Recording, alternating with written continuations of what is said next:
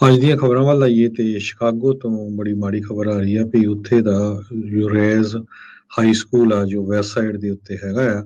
ਉੱਥੇ ਸਕੂਲ ਦੇ ਬਾਹਰ ਅੱਜ ਦੁਪਹਿਰੇ 2:30 ਵਜੇ ਦੇ ਕਰੀਬ ਗੋਲੀਆਂ ਚੱਲ ਗਈਆਂ, ਜਿਹਦੇ ਨਾਲ ਦੋ ਜਣਿਆਂ ਦੀ ਮੌਤ ਹੋ ਗਈ ਤੇ ਦੋ ਬੱਚੇ ਜਿਹੜੇ ਆ ਬੜੀ ਬੁਰੀ ਤਰ੍ਹਾਂ ਫੱਟੜ ਹੋਏ ਹੈਗੇ ਆ। ਪੁਲਿਸ ਦੇ ਮੁਤਾਬਕ ਇੱਕ ਬੱਚੇ ਦੀ ਉਮਰ 16 ਸਾਲ ਤੇ ਲੜਕੀ ਦੀ ਉਮਰ 15 ਸਾਲ ਆ, ਜਿਨ੍ਹਾਂ ਦੀ ਮੌਤ ਹੋ ਚੁੱਕੀ ਆ ਤੇ ਦੋ ਜਾਣੇ ਜਿਹੜੇ ਆ ਉਹ ਵੀ ਇਸੇ ਏਜ ਗਰੁੱਪ ਦੇ ਆ।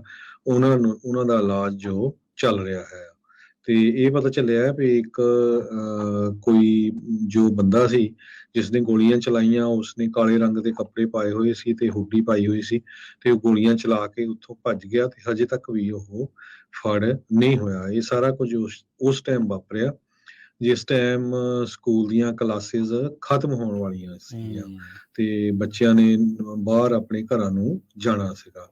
ਤੇ ਸ਼ਿਕਾਗੋ ਪੁਲਿਸ ਸਕੂਲ ਦੇ CEO ਪੈਡਰੋ ਮਾਰਟੀਨਜ਼, ਜੋ ਜ਼ੋਰੈਜ਼ ਦਾ ਅਲਮਨਾਈ ਵੀ ਹੈਗਾ ਆ, ਤੇ ਕਹਿੰਦੇ ਵੀ ਮੈਂ ਪਹਿਲਾ ਸੀਗਾ ਇਸ ਸਕੂਲ ਚੋਂ ਗ੍ਰੈਜੂਏਟ ਹੋਣ ਵਾਲਾ ਤੇ ਉਸਨੇ ਕਿਹਾ ਵੀ ਬਹੁਤ ਹੀ ਮਾੜੀ ਘਟਨਾ ਵਾਪਰੀ ਹੈਗੀ ਆ। ਤੇ ਇਸ ਤੋਂ ਬਾਅਦ ਮੇਅਰ ਜੀ ਲੋਰੀ ਲਾਈਟਫੁੱਡ, ਉਸਨੇ ਵੀ ਨਿਊਜ਼ ਕਾਨਫਰੰਸ ਜਿਹੜੀ ਆ ਸਕੂਲ ਦੇ ਉੱਤੇ ਕੀਤੀ ਹੈਗੀ ਆ। ਜੀ 2:30 ਵਜੇ ਇਹ ਘਟਨਾ ਉੱਥੋਂ ਦੇ ਲੋਕਲ ਸਮੇਂ ਦੇ ਮੁਤਾਬਕ ਵਾਪਰੀ ਆ। 3:30 ਵਜੇ ਤੱਕ ਪੁਲਿਸ ਦੇ ਦੁਆਰਾ ਆਲ ਕਲੀਅਰ ਜਿਹੜਾ ਉਹ ਦੇ ਦਿੱਤਾ ਗਿਆ ਸੀਗਾ।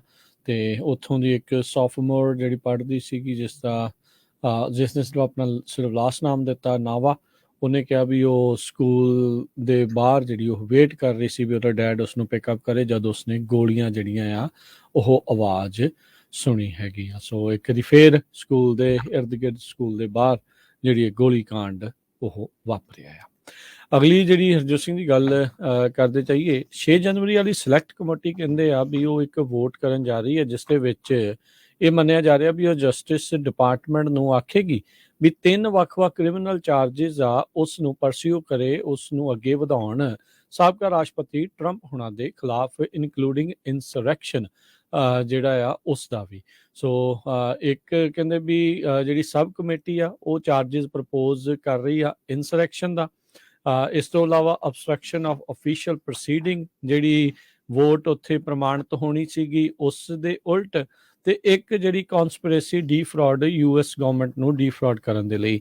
ਇਹ ਅਨਕਲੀਅਰ ਹੋਊਗਾ ਵੀ ਸਿਲੈਕਟ ਕਮੇਟੀ ਦੀ ਜਿਹੜੀ ਫਾਈਨਲ ਰਿਪੋਰਟ ਆ ਉਸ ਦੇ ਵਿੱਚ ਕੀ ਇਸ ਤੋਂ ਇਲਾਵਾ ਵੀ ਹੋਰ ਐਡੀਸ਼ਨਲ ਚਾਰजेस ਇਹਨਾਂ ਤਿੰਨਾਂ ਤੋਂ ਇਲਾਵਾ ਹੋਰ ਸੋਚੇ ਜਾਣਗੇ ਜਾਂ ਨਹੀਂ।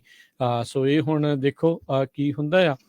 ਰਿਪੋਰਟ ਦੇ ਵਿੱਚ US ਡਿਸਟ੍ਰਿਕਟ ਕੋਰਟ ਦੇ ਜੱਜ ਅਮਿਤ ਮਹਿਤਾ ਦੀ ਫੈਬਰੂਰੀ ਦੀ ਰੂਲਿੰਗ, ਜਿਸ ਦੇ ਵਿੱਚ ਉਹਨਾਂ ਨੇ ਕਿਹਾ ਸੀਗਾ ਵੀ ਟਰੰਪ ਹੁਣਾਂ ਦੀ ਜਿਹੜੀ ਭਾਸ਼ਾ ਆ ਉਸ ਨੇ ਪਲੌਜ਼ੀਬਲੀ ਵੀ ਹੋ ਸਕਦਾ ਹੈ ਵੀ ਜਿਹੜੀ ਵਾਇਲੈਂਸ ਆ ਉਸ ਨੂੰ ਇਨਸਾਈਟ ਕੀਤਾ ਹੋਵੇ, ਉਸ ਨੂੰ ਵਧਾਵਾ ਦਿੱਤਾ ਹੋਵੇ, ਉਸ ਦੇ ਰੈਫਰੈਂਸ ਇਸ ਇੰਡਾਈਟਮੈਂਟ ਨੂੰ ਦੇਣ ਦੇ ਲਈ ਜਿਹੜੇ ਇੱਕ ਹਿਸਾਬ ਦੇ ਨਾਲ ਦਿੱਤੇ ਹੈਗੇ ਆ। ਸੋ ਰਿਪੋਰਟ ਦੇ ਵਿੱਚ ਇਹ ਵੀ ਆਖਿਆ ਗਿਆ ਵੀ ਸੈਨੇਟ ਦੇ ਵਿੱਚ ਪਿਛਲੀ ਵਾਰੀ 57 ਵੋਟਾਂ ਇੰਪੀਚਮੈਂਟ ਟ੍ਰਾਇਲ ਦੇ ਹੱਕ ਦੇ ਵਿੱਚ ਪਈਆਂ, ਆਲਦੋ 60 ਨਹੀਂ ਸੀਗੀਆਂ, ਪਰ 50% ਤੋਂ ਵੱਧ ਸੈਨੇਟਰਸ ਜਿਹੜੇ ਆ ਇੰਪੀਚ ਕਰਨ ਦੇ ਹੱਕ ਦੇ ਵਿੱਚ ਜਿਹੜੇ ਉਹ ਦੇਖੇ ਗਏ ਸੀਗੇ। ਸੋ ਹੁਣ ਦੇਖੋ ਇਹ ਚਾਰजेस ਕਦੋਂ ਜੇ ਲਾਉਣ ਨੂੰ ਆਖਦੇ ਆ ਕਿ ਵਾਕਿਆ ਜਸਟਿਸ ਡਿਪਾਰਟਮੈਂਟ ਲਾਊਗਾ